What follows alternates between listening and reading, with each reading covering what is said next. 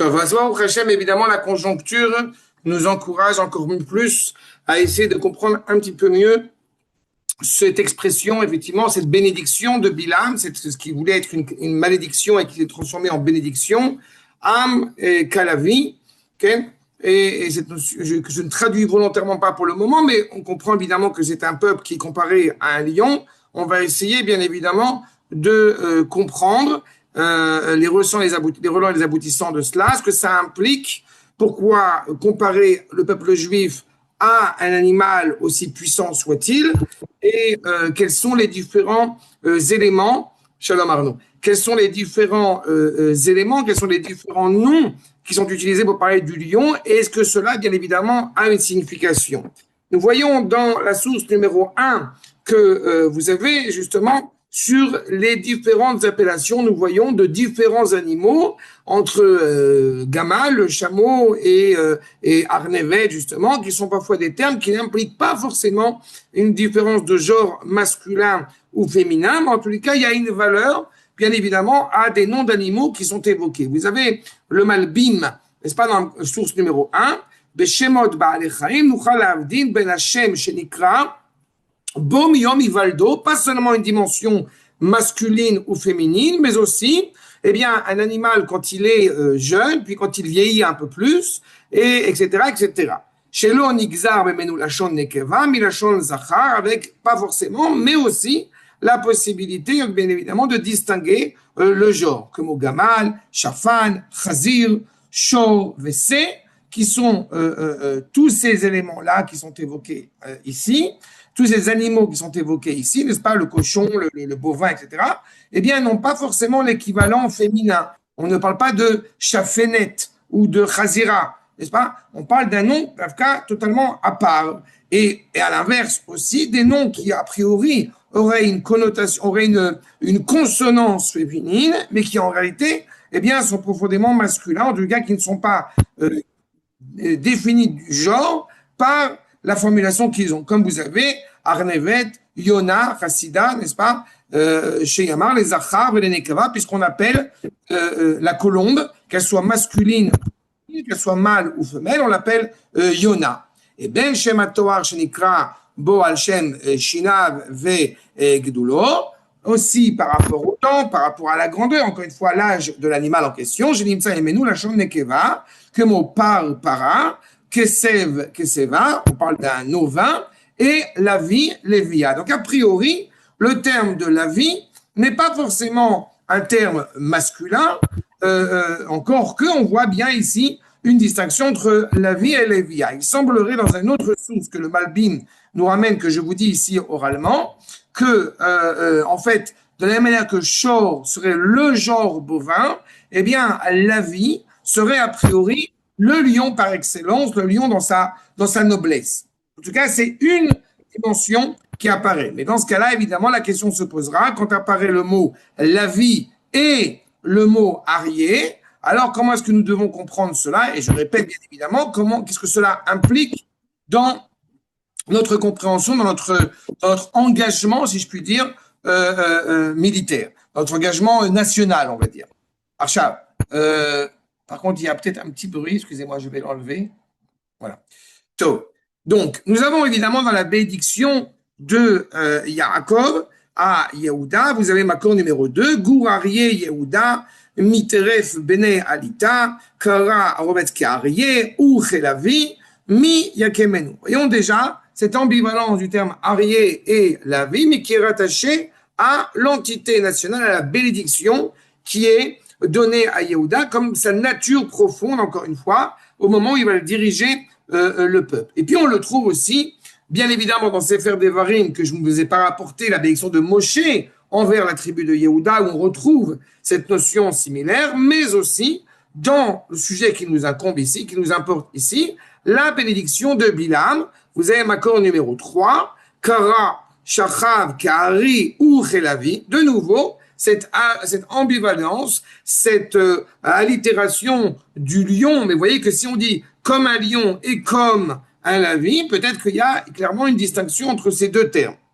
Miyakemenu, qui va nous faire lever, Mevachecha, Baruch, Ve'orecha, Aour. Ceux qui vont te louer, n'est-ce pas, seront bénis. Ceux qui vont, à l'inverse, eh bien, se montrer profondément méprisants à l'égard de Israël seront maudits.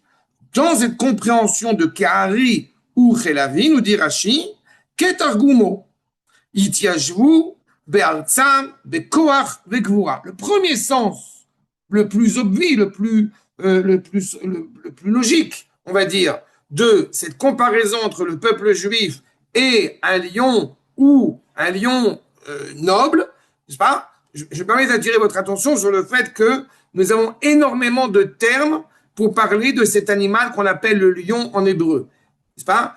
Aryeh, Kfir, Lavi, et chacun, bien évidemment, a un sens bien précis. Mais, en tous les cas, je me réserve uniquement sur Aryeh et Lavi, et le sens premier, comme nous dit Rashi ici, Ketargumo, comme on le comprend au sens le plus simple du terme, c'est-à-dire une vaillance, une force, encore une fois, qui nous permet de résider sereinement sur notre terre avec force. C'est le sens, a priori, qu'on pourrait recevoir. Seulement, revient cette expression un petit peu plus loin, comme vous l'avez, Makor numéro 5, dans le Sefer Bamidbar, de nouveau, Perek 23, Kav Gimel, En Am Kalavi, et le Hen ici, on se rappelle que En Irat Hashem Ia Chochma, Hen signifiant, eh bien, une unité, il y a une symbiose. Qu'est-ce que c'est que l'âme Israël? Il est comme un lavi.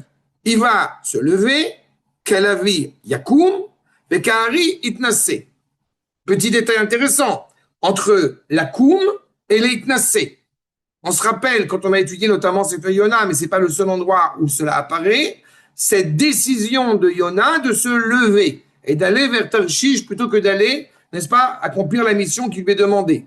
C'est-à-dire que dans cette notion de la Koum, il y a un acte clairement, diront les Mekoubalim, j'ai vu ça dans le Ramadvali notamment, cette notion de Bina. Il y a clairement un éclaircissement qui se fait par le biais de ce lavi, de ce lion. Alors que le Hari, a priori, n'a même pas besoin d'aller se battre, il a juste besoin de se lever, de s'élever, Kari itnassé. Mais ce qui est certain, c'est que le lion ne pourra en aucun cas dormir sereinement, loishkav, jusqu'à quand? Jusqu'à ce qu'il ait consommé sa proie. Loishkav, ad yochal teref, vedam chalalim ishte. Il ait bu le sang, n'est-ce pas, des cadavres qu'il a récupérés, de la proie qu'il a pu consommer. Et à cela, eh bien, nous dit justement le Rav Sforno, Makor numéro 6, Kalavi Yakum, Leilachem, Imi, Shelo, Nilcham Bam, Klal. C'est très intéressant. C'est-à-dire que je vais le dire dès maintenant parce qu'on on va comprendre encore mieux par la suite. Mais en réalité, la vie, eh bien, quand il y a la vie et Arié, il s'agit en réalité de la dimension féminine. C'est ce que vont transmettre nos maîtres. La Lévia, c'est la lionne. Et le Lavi aussi, quand il est en face du lion. Donc, la lionne va se lever pour se battre, même vis-à-vis de ceux qui, a priori, ne se sont pas encore battus contre nous. Ça veut dire qui est l'agresseur et l'agressé? Eh bien, d'un point de vue extérieur, on a le sentiment que l'agresseur va être, en l'occurrence, Israël, et que l'agressé va être le pays en question, qui est agressé. Okay. Une question, j'ai pas saisi ou compris ou entendu le moment où on passe de Lyon à Lyon. Parce que j'ai dit qu'il y avait la vie et Arié. Quand tu as une allitération des deux, quand tu as une répétition des deux mots, a priori, le terme de la vie, c'est un terme global. C'est un terme qui englobe à la fois le lion, à la fois tous les félins de cette famille-là. D'accord. Mais il semble qu'en réalité, on le verra tout à l'heure avec le Malbim, il semble que malgré tout, quand on a, eh bien, une alliance entre la vie et Arié, eh bien, nous parlons d'un masculin et d'un féminin. Sinon, on n'aurait pas besoin de dire la vie et Arié. Il suffirait de dire la vie et c'est tout. Si le la vie en tant que tel, il englobe le lion, on n'a pas besoin de dire la vie et Arié. D'accord? C'est là? Donc, c'est cette notion-là ici qui est évoquée. Mais il semble que nous attaquons, on se lève pour attaquer, et je répète les propos du Rav Sforno, face à une nation qui ne nous a pas attaqués, qui ne nous a pas combattus. Et concernant, bien évidemment, je me permets d'ajouter ce terme, qui ne nous a pas encore attaqués, pas de manière, encore une fois, chasitite, frontale. Mais qu'en ce qui concerne le lion qui ne pourra pas dormir, qui n'aura pas se reposer tant qu'il n'a pas mangé sa proie, yochelu veivaharu otam haumot. En fait, c'est quoi? Il ne peut pas se reposer, il ne peut pas se coucher tant qu'il n'a pas mangé, eh bien, sa proie. C'est indiqué sur le fait que tant que les nations qui veulent porter préjudice à Israël n'ont pas, si je dis littéralement, n'ont pas été brûlées, n'ont pas disparu, eh bien, il n'est pas possible que le lion puisse se reposer sereinement. C'est notre pain. C'est notre consommation. On ne peut pas prendre un repas serein en sachant bien, encore une fois, que des nations veulent encore nous porter préjudice. Donc nous voyons, dans cette première étape, dans ce premier regard, que nous parlons pleinement d'un orgueil national, d'une fierté, d'une volonté, encore une fois, de vouloir combattre nos ennemis, j'ai envie de dire nos ennemis potentiels, comme nos ennemis réels. Sauf que Rashi va apporter une autre dimension, un autre regard. Voyez ma corde numéro 7. En am kalavi, keshen omdim, mishnatam shacharit. On se lève avec force pour prier le matin. Et combien cela est difficile quand on a 3, 4 alertes par jour et qu'on est en pleine nuit, qu'on est... voilà. Il semble qu'il définit, il met en évidence la grandeur d'Israël, la grandeur spirituelle d'Israël, qui va s'empresser d'aller prier Shacharit, qui va s'empresser d'accomplir les mitzvot. Hen mitgabrim kalavi. Vekari lachtov et mitzvot. On veut, eh bien, clairement, faire les mitzvot. On veut clairement, encore une fois, être engagé sur ces mitzvot. L'ilbosh talit, l'ikro et shema, velaniar tfilin. La volonté, encore une fois, clairement, je vous répète, de vouloir faire les mitzvot, de vouloir mettre les tfilin, de vouloir faire la lecture du schéma. Où est passée cette dimension, cet orgueil national que nous évoquions à l'instant? Loishkav, nous dit Rashi, Balaïla, on ne va pas pouvoir se reposer sereinement, on ne va pas se coucher sereinement tant qu'on n'a pas dit la lecture du schéma au lit. Balaïla al mitato, achu ochel ou mechabel kol mezik, abal etorfo. Tous les instincts, toutes les nuisances qui pourraient nous empêcher de dormir sereinement et encore une fois de servir notre Créateur de la manière la plus optimale. Comment est-ce qu'on va pouvoir empêcher ces nuisances? On va dire le schéma. On est animé par ce souffle, j'ai envie de dire ce souffle divin, encore une fois, qui est entre les mains d'Akadosh Baruch Hu, tout ce qui voudrait clairement nous nuire. Akadosh Baruch Hu, Shomram, Venilcham, Milchamotam, Umepilam, Halali. Toutes ces nuisances vont automatiquement être réduites à néant grâce à Akadosh Baruch Hu. Davar acher, enam kanavi yakum echole ketargumo. Tout ce que nous dit ici Rashi, on l'a vu tout à l'heure avec le verset tête, le verset 9, que Rashi mettait clairement un point d'honneur à parler de la dimension nationale, la dimension, encore une fois, victorieuse, vigoureuse du Ham Israël. Et là, on voit qu'il met en évidence comme premier abord, eh bien, la dimension spirituelle. Et il dit, on peut aussi comprendre autrement. On peut aussi comprendre d'un point de vue militaire, d'un point de vue national. Mais c'est d'abord une force spirituelle. C'est étrange. Est-ce qu'en réalité, aujourd'hui, par exemple, j'entendais tout à l'heure la remarque sur la question du Hallel. Pour ma part, je n'ai pas fait le Hallel aujourd'hui, mais je n'ai pas fait non plus les supplications. Je n'ai pas fait les Tachanounim. Parce que ça me paraissait inconcevable de manquer à ce point de reconnaissance envers Akadosh Baruch Hu, qui nous a offert sur un plateau d'argent, Baruch Hashem, notre ennemi explosé, et qu'on lui a explosé la tronche. C'est pas? Et on remarquera, c'est un petit détail, mais on remarquera, et c'est toujours plaisant à s'en rappeler, que quand nous nous comportons comme nous devons nous comporter, eh bien, le monde entier nous loue. Quand je dis le monde entier, je parle de l'Amérique. L'Europe, elle est morte, elle ne m'intéresse plus. Mais on a vu avec Edom, on a vu avec la France, la fin de Ovadia, elle tombe, elle va mourir, c'est fini, on ne perd pas notre temps avec eux. Mais concernant justement Edom, qui est capable, encore une fois, d'arriver à cette dimension-là, de louer les bienfaits d'Israël. Je ferme la parenthèse, mais c'est uniquement quand on est authentique vis-à-vis de nous-mêmes. Sauf que la Rashi dit non, c'est une dimension spirituelle, on peut aussi le comprendre de manière physique, de manière nationale.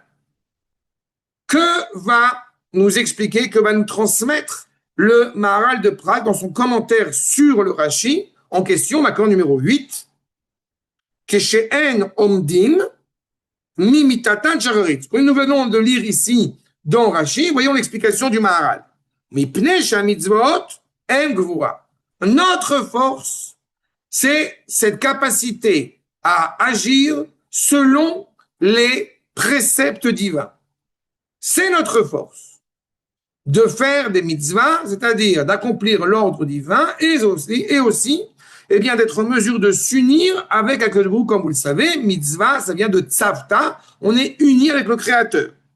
Les fiches et miches ose mitzvah, poel peula eloït nifla. Celui qui accomplit une mitzvah, eh bien, il fait un acte divin. Il commet un acte souhaité par Akadosh Baruch Hu. Le monde a un sens, justement parce que tu vas être pointilleux à accomplir les mitzvot.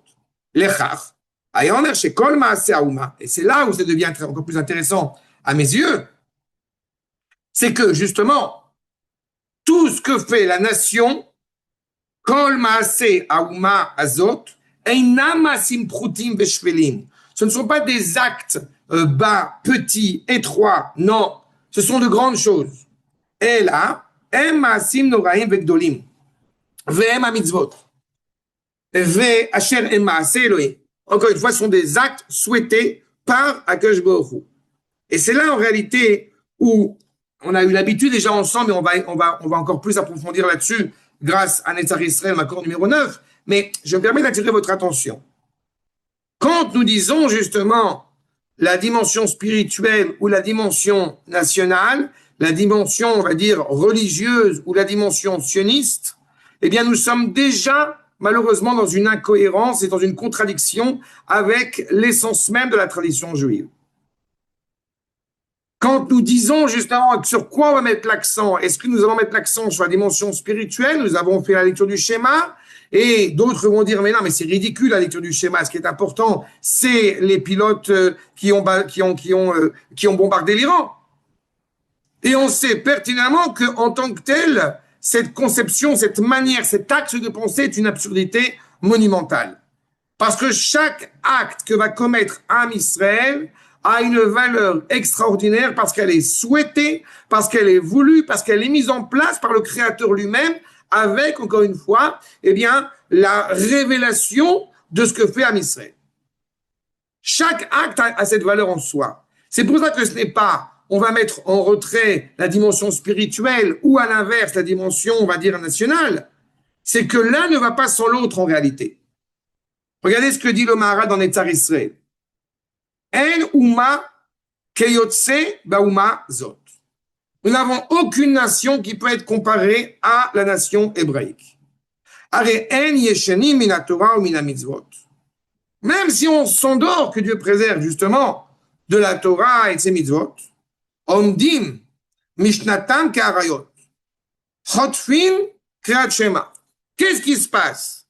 Ça m'a beaucoup amusé, ça m'a beaucoup attendri, ce qui se passe depuis une semaine avec ces alertes. D'abord, très honnêtement, j'ai presque envie de dire merci aux Iraniens parce que ça renforce les liens du quartier. On se retrouve tous dans le mamad et je suis en train de, je suis en train de fixer une chevruta avec un jeune homme qui habite dans mon quartier que je ne connaissais pas, et il me kiffe et il m'adore et je l'adore et les Hamoud, et voilà, on étudie ensemble. Donc merci aux Iraniens. Mais en réalité, ce qui est en train de se passer, ça veut dire, ce que j'ai vu Shabbat, il y avait des juifs qui n'étaient pas forcément, justement, comment dirais-je, pointilleux sur la valeur du Shabbat, et ils ont le téléphone, et ils ont la télé, etc. Et j'entends une personne qui dit, avec le téléphone, avec tout ce qu'on veut, il faut faire les Tehillim, allez, on dit un mix-mort. Ça veut dire que, qu'est-ce qui se passe dans le peuple juif, à la différence des nations qui, encore une fois, qui n'ont pas du tout cette sensibilité-là, quand le Ham Israël, qu'on croirait, qu'on pourrait croire dénué de cette force et de vigueur, encore une fois spirituelle, en réalité, eh bien, elle est, on va dire, elle est intrinsèque à lui, elle est inhérente à lui. On le croirait endormi sur la Torah et sur les mitzvot, et pourtant il se réveille comme des lions. C'est pas ils vont lire avec du schéma. Ils vont dévorer, ils vont s'empresser de cette lecture du schéma.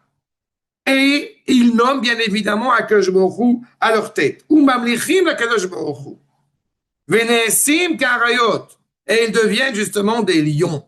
Ils deviennent justement, juste encore une fois, cette force, cette vigueur extraordinaire. Je réitère mon propos. Et on peut penser ce qu'on veut, et à la rigueur, je m'en fous.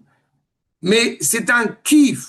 Je suis en extase que nous avons un premier ministre qui dit Bessiada d'Ishmaïa. On va leur rentrer dedans, on va massacrer l'Iran avec l'aide d'Akadosh Baruch Hu. Vous pouvez croire que c'est de l'hypocrisie, vous pouvez croire que c'est du bluff, vous pouvez croire que c'est... Je m'en fous. Il y a une réalité où nous sommes, même dans cette réalité-là, encore une fois, où nous pouvons parfois être eh bien, en retrait et reculé, où nous voyons justement eh bien, cette dimension féroce, et féroce au sens positif du terme, au sens bénéfique du terme, vis-à-vis d'Akadosh Baruch Hu. Lo ishkav atir loteret. On ne va pas s'arrêter tant qu'on n'aura pas consommé cette proie. Kesho Omer Hashem Echad, quand on va dire Hashem Echad, Nechalim kol ha-mechavlim mipanav. On proclame, on annonce que Akadosh Baruch Hu est un, et c'est ce qui va transformer totalement la situation autour de nous. Adkan. Veratza lefaresh, brochure le Maharal, ligne 4, ligne 5. Veratzu lefaresh, ben midrash ze. Est-ce que dit le midrash? Israël aime Am Hashem Itbarach mibli chatzitza. Am Israël, qu'on le veuille ou qu'on ne le veuille pas, est le peuple de Dieu. Il n'y a aucune séparation, aucune distinction entre le Créateur et la créature d'Israël. Lecha, en raoul le shabach et Israël bekoach ou bekvoa enoshit. C'est pour cela que il ne sera pas souhaitable, nous dit le Maharal, de louer la bravoure militaire d'Israël comme on pourrait prôner la bravoure militaire de l'Amérique ou de la France, tout ce que vous voulez. C'est pas qu'on est en train d'être méprisant à l'égard de cette bravoure militaire, mais en fait, cette bravoure militaire est le bras agissant d'Akadosh Baruch Hu. Nous louons Akadosh Baruch Hu quand nous louons les soldats d'Akadosh Baruch Hu, quand nous louons le Ham Hashem. Aval ha-shevach hazeh al ha-gvurat Elohit, lo gevura enoshit. Ce n'est pas, encore une fois, ce n'est pas humain ce qui est en train de se passer. C'est au-delà de l'entendement, c'est au-delà de la compréhension. Masha katuv omer en am kelavi yakum, rotze lomar shekol inyan shelem eino dvarim pchutim. Tout ce que nous faisons, encore une fois, et Dieu sait combien il est bon de le répéter, ce que nous vivons, et encore plus depuis quelques années, c'est inconcevable, c'est incompréhensible. L'histoire va très vite. On est en train de réaliser le projet divin, encore une fois, avec toute sa force, et aussi, et on va en parler, et aussi de toutes les faiblesses éventuelles, mais ça s'inscrit dans un processus qui est énoncé et clamé par le Créateur lui-même. Donc tout a une valeur, donc tout a un sens extraordinaire. Rak, aussi, maasim, dolim, benoraim, bedavar ze, et mitzvot Elohim. C'est ça l'ordre divin. C'est de comprendre que ce que nous faisons a des implications extraordinaires. Nous nous rappelons des patriarches. Il a invité 3 personnes à manger à Abraham Avinu, Maaseh Avot, Siman Lebanim. Il a invité 3 personnes, ça a des répercussions sur toutes les générations. Ce que fait le Ham Israël, encore une fois, eh bien, a des retentissements pour le sens même de l'histoire. Veze nikra she'em Am Kalavi Yakum. C'est ça le sens du peuple comparé à la lionne, donc encore une fois, qui se lève. Kelomar, Shema Sim Dolim, on n'a pas plus grand que ce qui est fait, ce qui est agréé auprès d'Akadosh Baruch Hu.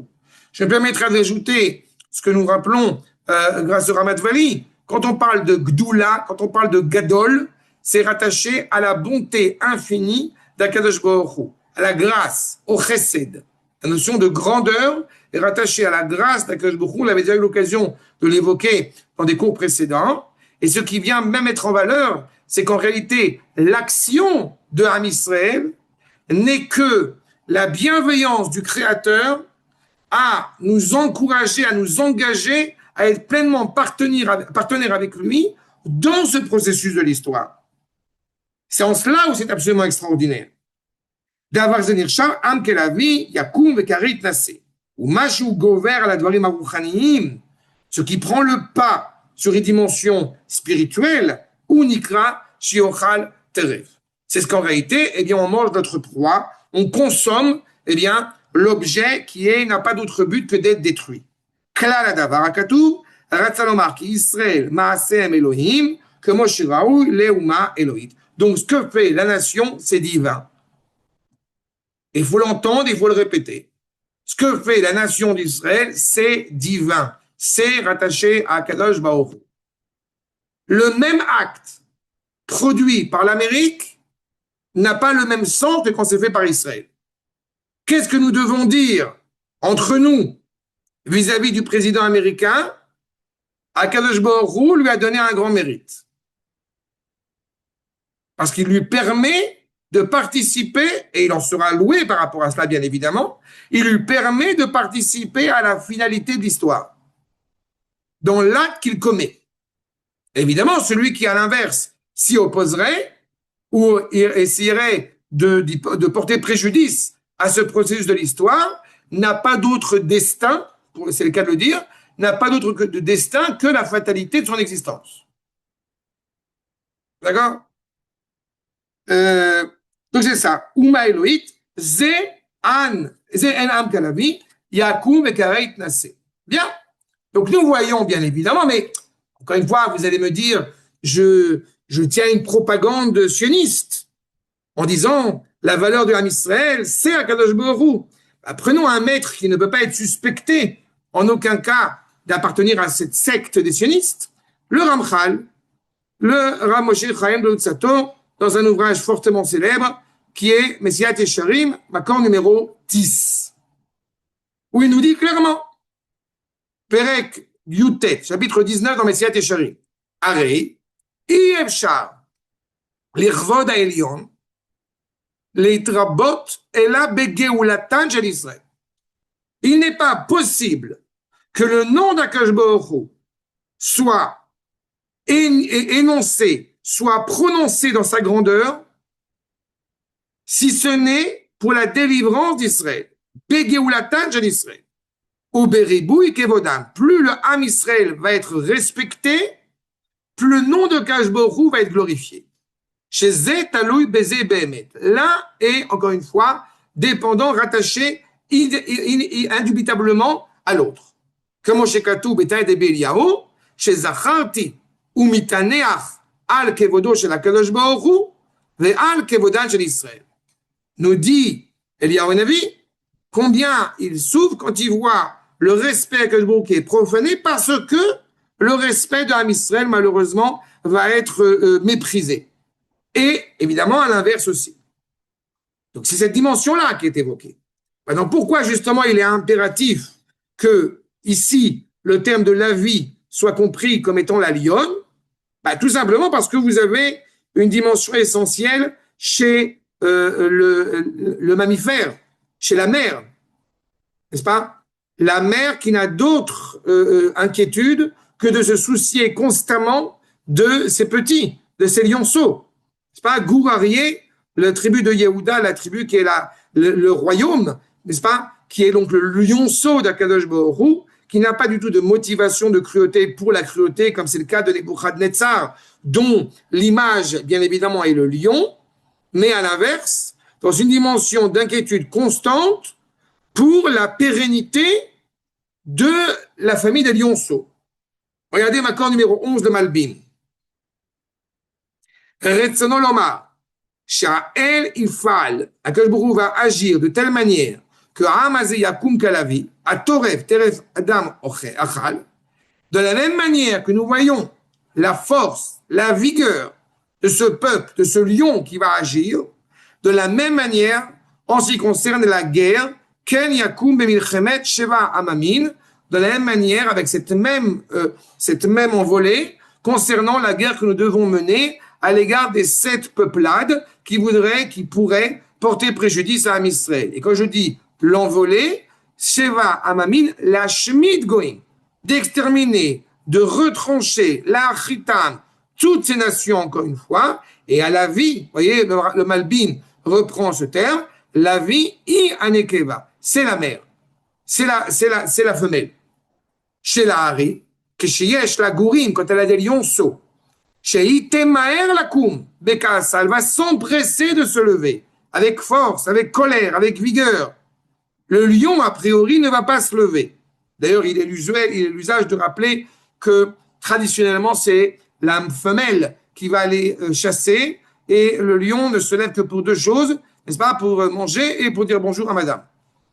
N'est-ce pas? Et il n'a pas besoin de se lever. Donc d'un côté, la lévia, elle est forte, la vie est forte parce qu'elle est empressée, elle a un ressenti vis-à-vis de ses lionceaux, donc elle s'empresse de se battre. D'un autre côté, il suffit que le lion se lève, il fait déjà peur à son entourage. Donc il y a 2 dimensions. Are ou gibor, yoter ou itnase. Justement, le lion, semble-t-il, serait plus fort parce qu'il n'a pas besoin d'aller se battre. Il a un charisme suffisamment puissant pour avoir juste besoin d'ouvrir la bouche. Regardez ce qui se passe, une fois de plus, dans le peuple juif quand il est dépeint dans le monde entier. Même ceux qui nous haïssent, combien j'aime à le répéter, ceux qui éprouvent de la haine à l'égard de Am Israël, éprouvent une haine viscérale en ne parlant pas d'un peuple qui est un peuple justement bas, méprisant, dénué de tout. Non, il parle d'un peuple, n'est-ce pas, déjà depuis un certain nombre d'années, et puis ça se renforce de plus en plus, un peuple sûr de lui, dominateur, faisant un génocide, un apartheid. C'est exactement cela. Nous avons atteint une autre dimension dans l'Am Israël. Et nous continuons bien évidemment avec cette ambivalence de la lionne qui se bat pour ses lionceaux et du lion qui est suffisamment imposant. Loïshka, me dit le Malbim, Loïanoir, on ne se reposera pas. Ad yochal tere, jusqu'au moment où nous aurons pleinement consommé notre proie et détruit toutes ces peuples-là, encore une fois, qui veulent nous porter préjudice. Porter préjudice, bien évidemment, sur notre installation sur toute la terre d'Israël. ככל שעתה אי אפשר שתחול בם שום קללה אחר שהאל עוסק לפועל להם. Ce qui est encore plus rassurant, j'ai envie de dire, c'est que les nations vont croire vainement qu'elles pourraient porter préjudice à Israël. Mais cela est impensable parce que Akadosh Baruch Hu, encore une fois, se préoccupe personnellement du Ham Israël. Donc toute volonté de vouloir proférer des propos en disant partez de Haïfa, partez de Tel Aviv, partez d'Eretz Israël, parce que ça y est, nous allons tout détruire, eh bien, c'est ce qu'on appelle en bon français, paka, paka, paka, paka, paka. Et Dieu sait combien je ne suis absolument pas négligent malheureusement, sur les blessés qui ont reçu récemment des résidus des bombes, etc. d'Iran. Cela dit, petite parenthèse qui me fait très plaisir, c'est que j'ai compris qu'à Haïfa, c'est tombé sur une mosquée. C'est pas ce qui me fait quand même très plaisir, pour ma part. Mais en tous les cas, bon, passons. Enfin, en tout cas, Akadosh Baruch Hu agit clairement, ok? Les fol, la haine, kol, tout ce qu'il y a de plus terrible, encore une fois, Akadosh Baruch Hu, justement, eh bien, est, on dirait, coude à coude à l'égard de Am Israël. Quand nous voyons que la dimension d'Israël, comparée justement à ce lion, comparée justement à cette lionne, met en évidence que les paramètres ne sont pas les mêmes. Les paramètres sont au-delà de l'ordre de la nature tel qu'on le conçoit, tel qu'on peut le concevoir. Si on pensait qu'il y avait clairement une distinction entre la dimension spirituelle et la dimension matérielle, la dimension nationale, nous voyons qu'en réalité, eh bien, c'est une même entité. Maintenant, si je reprends ces enseignements de Rashi, quand nous voyons bien évidemment cette exaltation à l'égard des mitzvot, on peut cependant être quand même perplexe en se disant, mais on voit bien la réalité, on n'a pas forcément tous cette exaltation, moi le premier, on n'a pas forcément tous cette exaltation après une alerte à 3 heures du matin pour se lever, faire shacharit comme il faut, entre autres. Eh bien, en réalité, c'est ce qu'on pourrait appeler chez nos maîtres un petit peu l'écorce parfois qui vient recouvrir ce qu'il y a de vraiment authentique et vrai chez Israël. Regardons ensemble, s'il vous plaît, le natif de Vologine, accord numéro 12.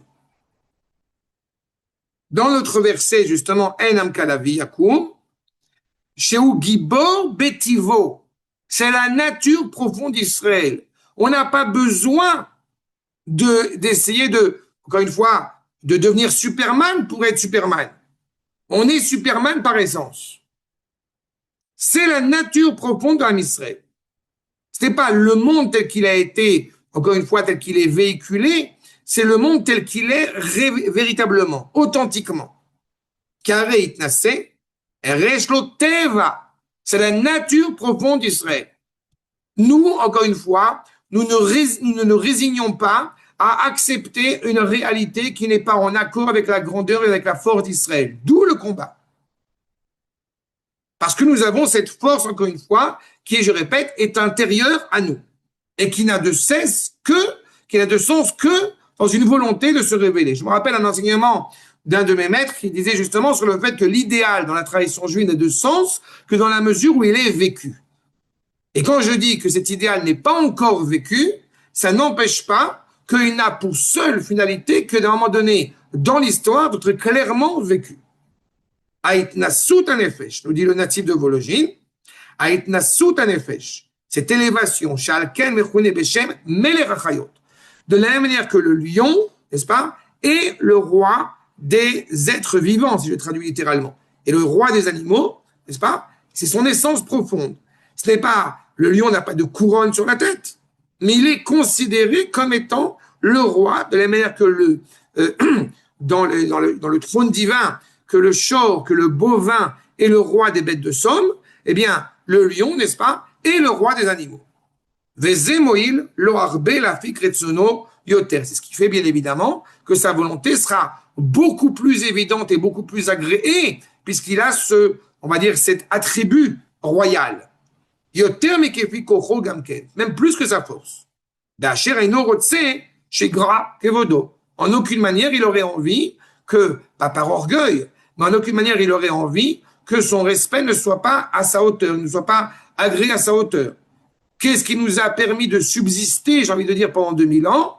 C'est toujours cet espoir et cette aspiration, eh bien, à un monde meilleur, où le palais serait à la hauteur du roi, et donc, de la même manière, aussi, avec pour centralité le fils du roi, avec le cœur, encore une fois, qui doit, lui, fonctionner convenablement. On va y revenir à ce cœur dans quelques minutes.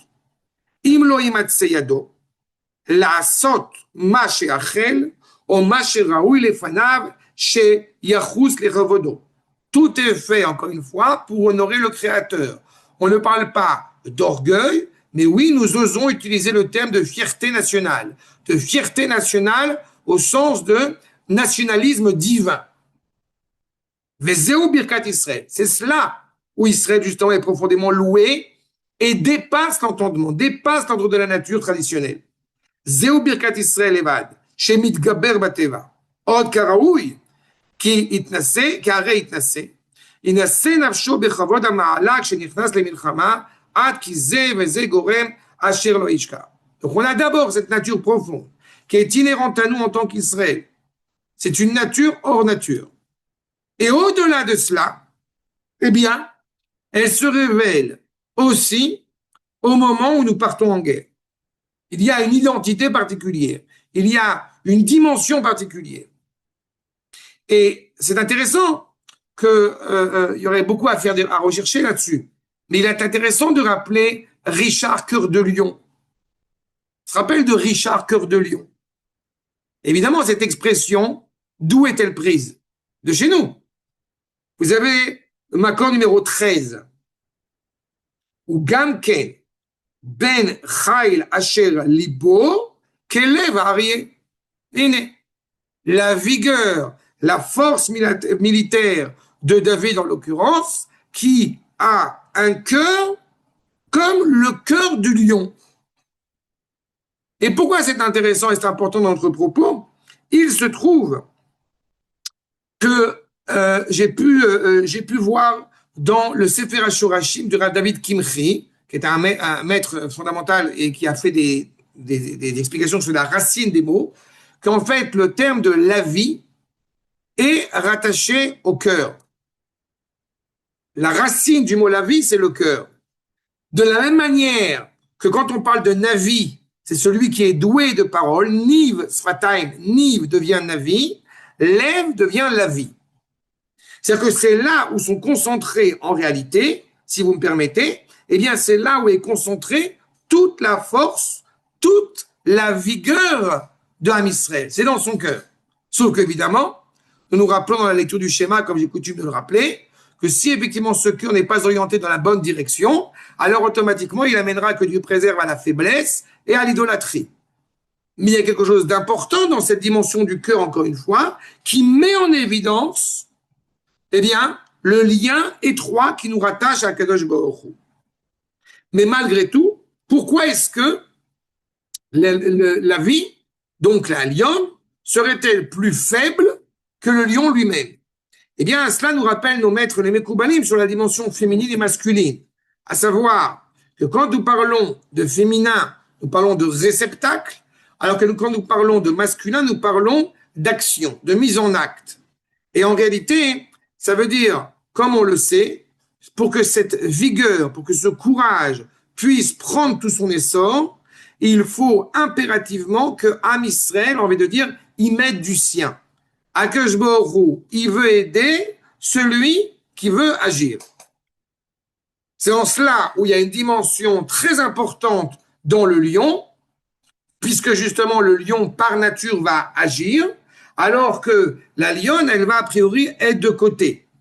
Mais elle ne va sortir malgré tout, et c'est là sa force aussi et sa vigueur, elle ne va sortir qu'au moment opportun où elle voit que ses petits, n'est-ce pas, sont en danger. Donc on a toujours cette ambivalence-là qu'on va retrouver dans le peuple juif. D'un côté, une humilité qui peut s'avérer parfois maladroite et qui se révèle avec force dans des moments essentiels, dans des moments exceptionnels, encore une fois, de Ham Israël. Vous avez dans le Rav Kook, Makor numéro 14, avant juste de prendre le Rav Kook, est-ce qu'il y a des questions jusque-là ou c'est clair? Je n'entends pas, mais j'espère que vous avez... Voilà. D'accord. Le Rav Kook, dans des drachot qu'il a dit à Zeimel, quand il était Rav en Lituanie, là, il écrit la chose suivante. Makor numéro 14. Aneshama shelano gdolahi. C'est ce qui nous permet de comprendre pourquoi est-ce que parfois dans la réalité, nous ne voyons pas forcément cette grandeur apparente qui, semble-t-il, est inhérente au Ham Israël. Eh bien, le Rav nous dit clairement, la Neshama de Ham Israël est grande, exceptionnelle, Chazaka, Adira, Chomot Barzel, Imeshaberet. Des murs de fer, elle est en mesure de briser totalement. Harim, Vegvaot, Imefotzetset. Les montagnes, les plaines, elle explose. Rechava, Imerchav, Enketz. Elle est large, infinie. Elle se doit de se développer, de se propager, cette luminosité intense que représente la Neshama, l'âme de la nation. Elle ne peut pas supporter de rester, encore une fois, dans l'étroitesse, recroquevillée en elle-même.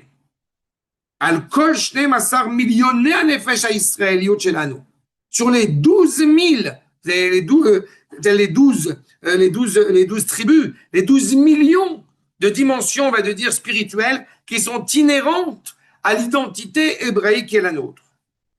Quel que soit le niveau de Ham Israël, du plus érudit au moins érudit, Bechol d'un côté, Bechol aliotéhen, Veiridotéhen, qu'on soit les plus élevés ou qu'on soit parfois profondément affaiblis. Bechol harim she'alu shama, sur toutes les montagnes, sur tous les défis que nous avons su surmonter, ou bechol ha'amakim sheyardu shama, et vers toutes les réalités douloureuses et délicates que, encore une fois, que là aussi, eh bien, nous avons dû malheureusement supporter. Bechol merome karachem omdim shama berosh moram, quand on est profondément élevé, bechol achorim asherit rabou, et vers tous les trous, les endroits où on a pu trouver un refuge, une cachette. Shema meotzer buz vekalon, quelle que soit la honte qu'on ait pu nous faire. Amal veyagon, l'effort et la souffrance et la douleur, bekula, dans toute cette réalité-là, quelles que soient les implications, bekula nishmatenu titpachet. Dans tout cela, notre âme, je répète, notre luminosité va se propager. Et kulam techabek, elle va embrasser tous, toute la réalité. Et kulam techayev et teoded, elle va rendre vie, encourager, faire avancer, améliorer. Et kulam tashil makom betrayenu. Et tous vont être rattachés, vont être ramenés à leur sens essentiel. Je répète pourquoi. Parce qu'il ne s'agit pas d'une nation comme les autres nations, mais il s'agit encore une fois de la nation d'Israël. Et je répète, c'est la nature profonde d'Israël. C'est ce qu'on aime souvent citer du Rav Livni, c'est ce nationalisme cosmopolite. C'est une implication extraordinaire que fait à Israël. On retrouve bien évidemment cette notion, là encore une fois, du cœur, comme vous vous rappelez avec le Kuzari, Lev Sheba Evari. Ce cœur-là ne peut pas supporter, encore une fois, d'être entouré de scories, d'être entouré, d'être attaqué, d'être touché, malheureusement, par des mots MAUX qui pourraient lui porter préjudice. Ce cœur n'a qu'un seul but, n'a qu'une seule volonté, c'est de battre pleinement. C'est, encore une fois, cet élan vital qui existe au sein du Ham Israël. Et quelles que soient les péripéties que nous pouvons traverser, eh bien, il n'empêche que nous portons cette destinée en nous-mêmes. Il est là où, justement, encore une fois, cette identité du lion, je répète, cette identité du lion, elle est inhérente au lion. Cette identité d'Israël est inhérente à lui. Regardez, s'il vous plaît, ma corde numéro 15, dans les Gvatsi, dans les manuscrits du Rav Kook. Aouma Shelanu, Tibane Betitkonen. Notre nation va se construire, va s'organiser. Tashuv Leitana, elle va revenir à sa force. Les Mechonot Chaya Kulam, tous avec, encore une fois, la fonctionnalité la plus vitale et la plus optimale qui soit. Tout cela, allié des Mashia et Mounuyot Shela, par cette force d'action, ces différentes forces de construction, Ayeriot Shela, Daenoa Tochena Atzilia Mekudash Aeloi Shela, tout ce qui l'anime, puisque la nation hébraïque est animée par elle-même, par un programme, on va dire, animé par la sainteté. Tout cela, Itpachet, Itgaber, Ishtachlel Veitametz. Tout cela, encore une fois, eh bien, va se propager, va dépasser, va se surpasser. Et, encore une fois, quels que soient les efforts que nous aurons à fournir pour cela, je répète, c'est la nature de la Israël. Kol Bonei Haouma, tous ceux qui se préoccupent de construire la nation, Yavo les Omek Haemet Shel Nekuda Hazu. C'est-à-dire que tous ceux qui vont construire la nation, même si eux-mêmes n'en sont pas conscients, eh bien, malgré tout, ils arriveront à se focaliser sur ce point essentiel, encore une fois, qui est l'expression la plus ultime, la quintessence de la vérité. Ve'az, be'kol malé gvura, avec une force, encore une fois, une force audible. Ve'oz, oz c'est la Torah, bien évidemment. Yachizu al atzmam, ve'al amam be'kol gadol. Ils vont clairement, encore une fois, déclarer à la face du monde entier, nous sommes le peuple d'Akadosh Baruch Hu. Lehu venashuva el Hashem. Allez, nous reviendrons vers Akadosh Baruch Hu. Ve'atshuva, tshuvat emet, une vraie tshuva, authentique, cohérente. Atshuva machon agvurat. Encore une fois, l'objet de notre force, de retrouver notre authenticité, de retrouver notre identité. Ve'atshuva titen oz ve'ta'atzumot lekol ha'seifim. Grâce à la tshuva, tout ce que nous allons pu commettre spirituellement, physiquement, matériellement, tout cela prend une envergure extraordinaire. Tout ce qui est nécessaire à la construction de la nation, Veshikula, et son amélioration, les Kitsata, les Techia, les Toded Imada, tout ce qui, encore une fois, va pouvoir, eh bien, regarder vers devant, vers l'avant, vers l'avenir. Aenaim Tivkachena. On ne comprend pas forcément. Qui aurait pu penser que nous nous retrouvions ici aujourd'hui dans ces considérations-là, mais les yeux s'ouvrent. Aneshama Tezach.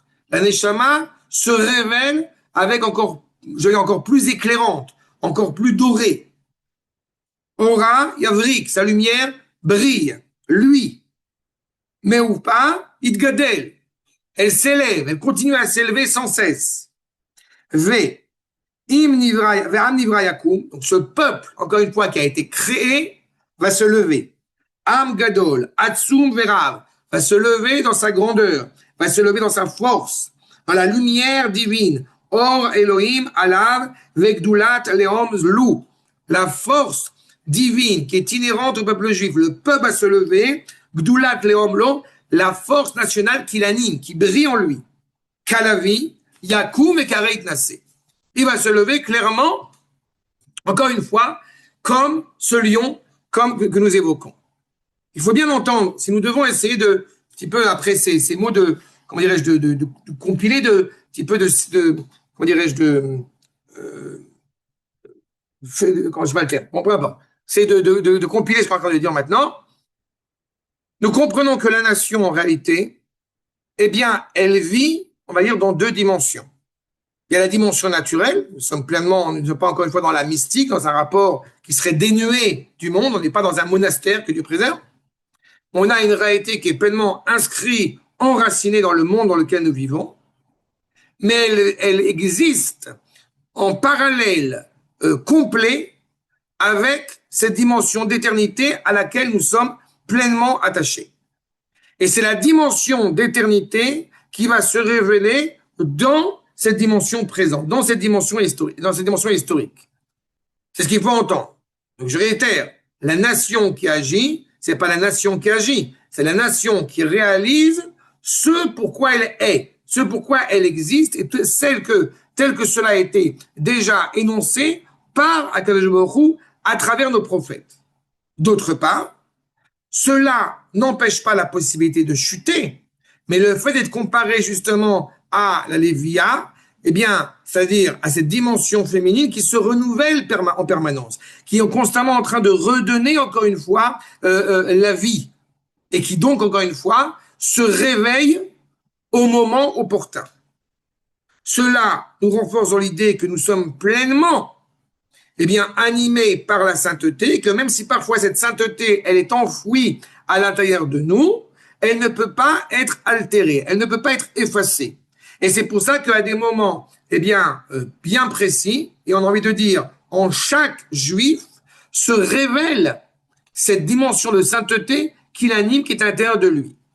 Pour cela, il suffit simplement de regarder le sens de notre identité, de revenir, encore une fois, à cette essence-là.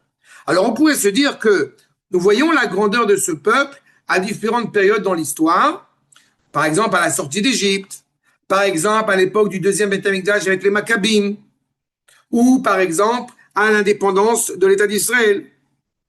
Mais à mes yeux, ce n'est pas seulement là-bas. Je pense qu'au contraire, c'est parce que nous sommes animés par essence à être rattachés tel le lion que nous sommes en mesure de nous battre de manière féroce à des moments opportuns. Comme j'aime à le répéter, ce n'est pas dans les moments de guerre qu'on s'unit et après, malheureusement, on se désunit.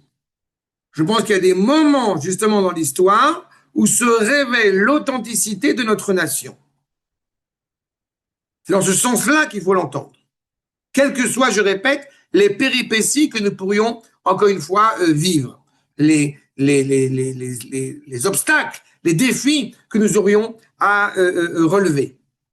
Je vous citerai, bien évidemment, le prophète Jérémie, prophète Yirmiyahu, Makor numéro 16, Ve'et Sarah, il est Yaakov, Unemana Yivashea. Le moment, justement, on voit un désastre, une misère qui pourrait s'abattre sur Yaakov Avinu, eh bien, de ce désastre va naître une délivrance encore plus grande. Mimena, il va chéa. Va nous dire le Rav Kook, et je terminerai avec cela, va nous dire le Rav Kook, Ach ine, lo zubilvat Israël nitzolim, miara, veomdim al nafsha.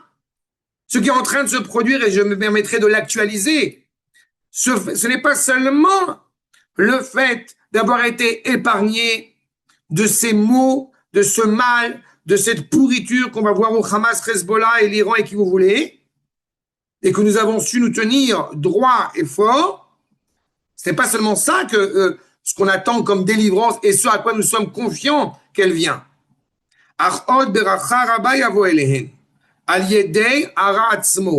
Ce mal vain qu'essayent de nous infliger les nations, eh bien en réalité, n'a qu'une seule finalité possible. Ce manque-là ne va découler que sur quelque chose de profondément positif et noble, qui est la complétion de l'âme Israël. De cette réalité délicate, difficile, à laquelle le peuple eh bien, doit se confronter, va sortir un bien encore plus fort. Veissuré Israël, et les douleurs et les souffrances, encore une fois, que Israël, malheureusement, eh bien, a pu traverser et traverse encore, Mesaberim achakar tova rabba lahem veleolam. Cela aura pour conclusion, eh bien, un bienfait encore plus extraordinaire pour l'âme Israël, qui se traduira même pour un bienfait pour l'humanité. C'est encore une fois, c'est pas une résilience au sens où parfois certains peuvent l'entendre, c'est se dire, eh bien, on s'acclimate avec cette réalité dans laquelle nous vivons, sous prétexte que, qu'est-ce qu'on peut faire? On ne peut rien faire. Non, c'est pas cette résilience-là dont on parle. C'est en réalité un refus d'accepter le mal comme il est, mais aussi avec une confiance impénétrable, une confiance inaltérable envers un bien encore plus fort, encore plus absolu qui va sortir de cela par la suite. C'est le charisme du lion. C'est la force de la lionne, encore une fois, qui est constamment, on va dire, sur ses pattes, en train de se tenir et est prêt à combattre celui qui voudrait éventuellement nous porter préjudice. Aboda, est-ce que c'est clair?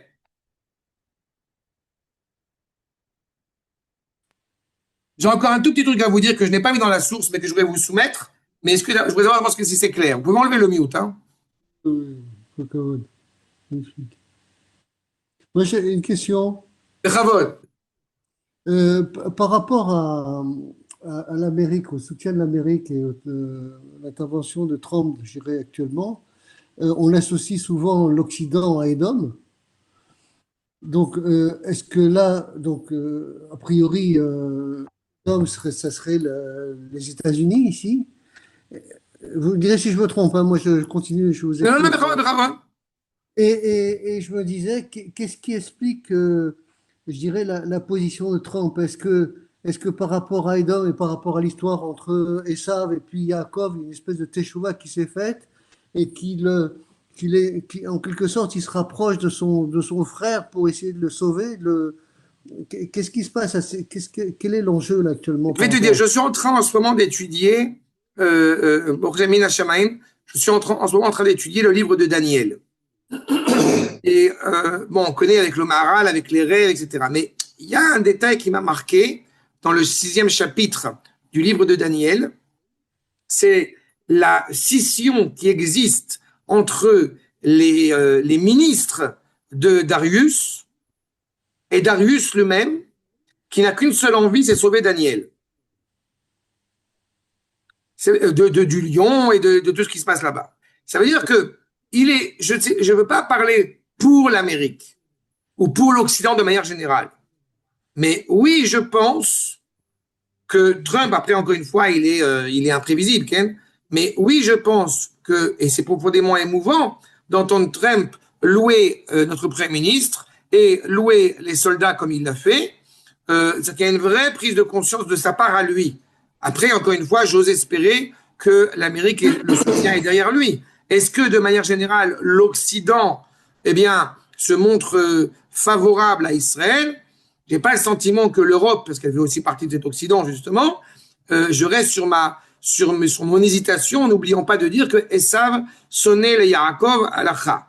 Donc voilà l'essence même, bien évidemment, de Yaakov qui est haï par Esav. Mais il n'en demeure pas moins, et que c'est tout à son honneur, que justement, il y a une louange qui est faite de la part du président américain, de la même manière que quand le Rav Kook, je le rappelle, avait rencontré Balfour et qu'il avait dit que grâce à nous, tu as une part dans le monde futur maintenant, eh bien, je pense que c'est tout à l'honneur de Balfour, comme c'est tout à l'honneur de Koresh, comme c'est tout à l'honneur de Trump, d'avoir des propos, eh bien, dithyrambiques à l'égard d'Israël.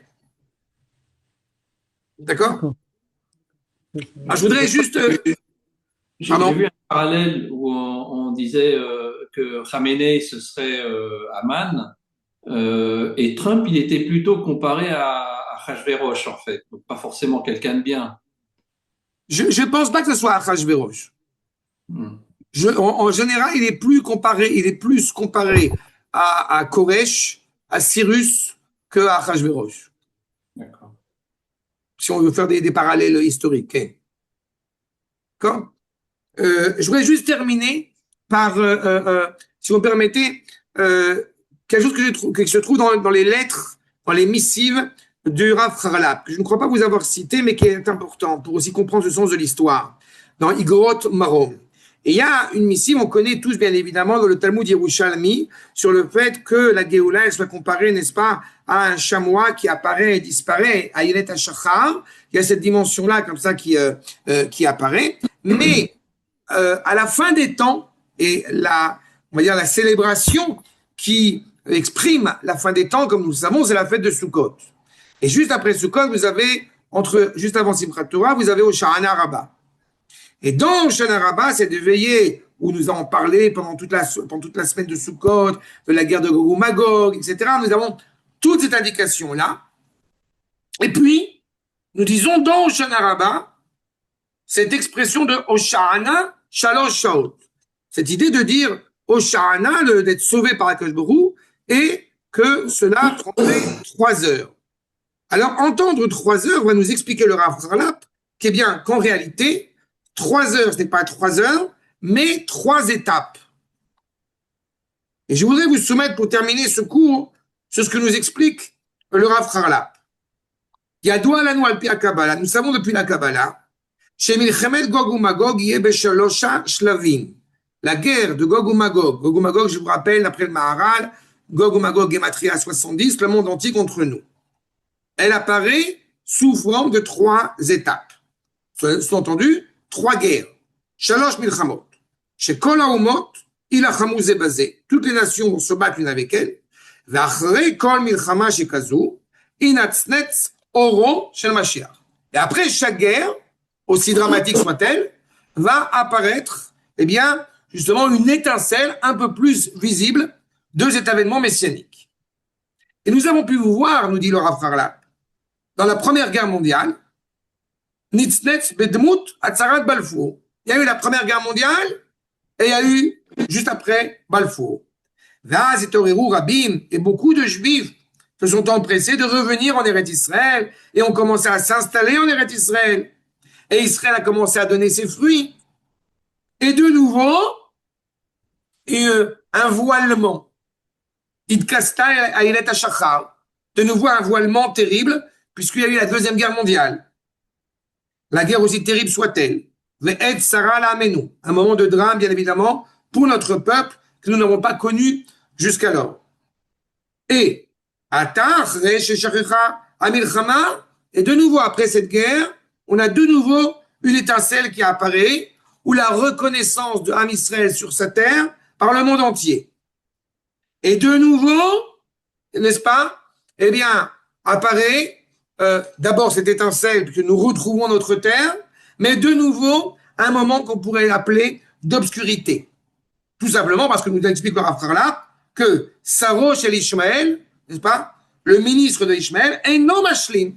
Il n'arrive pas à compléter avec cette idée, il n'arrive pas à accepter cette idée que l'Am Israël soit revenu chez lui. Et donc, automatiquement, Ishmaël, eh bien, va mener 4 guerres contre Israël. 4 guerres comparées aux 4 langues de la Géoula qu'on trouve dans la paracha de Vaera. Ce pas les 4 verbes, les 4 langues de la délivrance qui sont évoquées dans la paracha de Vaera. La première, qui est donc la première guerre, Achat ishavarnu ka'et veibefrinat veotseti. Ah, j'insiste à attirer votre attention sur le fait que ces propos, bien évidemment, ont été dits après de 60 ans. Okay, c'est pas d'aujourd'hui. La première, bien évidemment, au sens de donc veibefrinat otseti, je vous sors d'Égypte. Shiatzanu mishiabud malchuyot. Nous sommes sortis de l'exil des nations. Nous parlons bien évidemment de la guerre d'indépendance. La deuxième langue de la Géoula, Tieh befrinat veitzalti. Je vous ai sauvé. Ce qui vient justement avec Suez. Ashlishit befrinat vegalti. Je vous ai libéré. Eh bien, en Géoula est là l'arrêt. Il n'y a pas de réelle délivrance, si ce n'est justement en Eretz Israël, au moment où la terre retrouve pleinement son peuple dans son entité la plus extraordinaire. Et en l'occurrence, nous parlons de la guerre des 6 jours. Beshlosham et Komot, quand on n'avait pas malheureusement de statut clairement reconnu sur ces 3 endroits comme Shrem, comme Hebron, comme Yerushalayim, Galti. Nous avons retrouvé encore une fois notre cohérence vis-à-vis de ces villes-là. Et comme vous l'avez compris, il y a toujours des moments de lumière, puis des moments d'obscurité. Mais comme ça avait été acquis par Yahushua, pas acquis par Avotenu, par Yaakov, par Abraham, puis David, et que ça n'avait pas été conquis par Yahushua, donc malheureusement, ça n'a pas été conservé à long terme comme cela aurait dû le faire. Et enfin, le 4e verbe, la 4e langue de la délivrance, Befrina vela karti, en lekicha et la tchouva. Il n'y a pas de prise, si ce n'est un retour réel auprès d'Akadosh Baruch Hu. Chrou imachem dvarim, beshuvu el Hashem. Prenez avec vous des choses et revenez vers Akadosh Baruch Hu. Et nous dit le Rav Charlap, comme on se rappelle dans le prophète Irmiyahu, Minat Safon tipatachara, du nord va s'ouvrir, eh bien, la misère, le désastre, la guerre. Gvul Tsafon, lo yeshaket. La frontière du nord ne sera pas calme. Jusqu'à quand?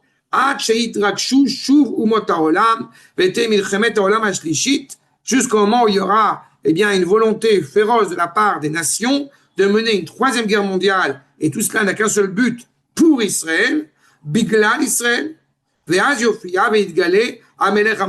alors apparaîtra clairement cet événement messianique. Donc, quel que soit le processus historique dans lequel nous sommes engagés, vous comprenez bien qu'il y a le 5e vers et le 5e verbe, et je n'ai pas besoin d'aller chercher des guématriotes et de la mystique ou je ne sais quoi d'autre pour essayer de comprendre en quelle période nous sommes, encore une fois, engagés. Mais il est indubitable que nous sommes engagés dans le dénouement, j'ai envie de dire, de cette 4e guerre qui s'avère la dernière. Quand je dis la dernière, c'est pas la question vis-à-vis de l'Iran ou de quoi que ce soit. C'est le dernier conflit réel qui est motivé par le monde entier et qui n'a qu'un seul dénouement possible, et en l'occurrence un dénouement justement positif et favorable à l'égard d'Israël. Et parce qu'il est favorable à l'égard d'Israël, il sera aussi favorable à l'égard des nations qui auront su reconnaître cela. Et fatal pour celles qui voudront éventuellement ne pas reconnaître cela et au contraire porter, je répète, préjudice auprès du peuple juif. Adkan, c'est clair? Oui. Voilà. Sur ces bonnes nouvelles, Adkan, Shalom Kol Tuv. Toda rabba. Bochim Tiyou.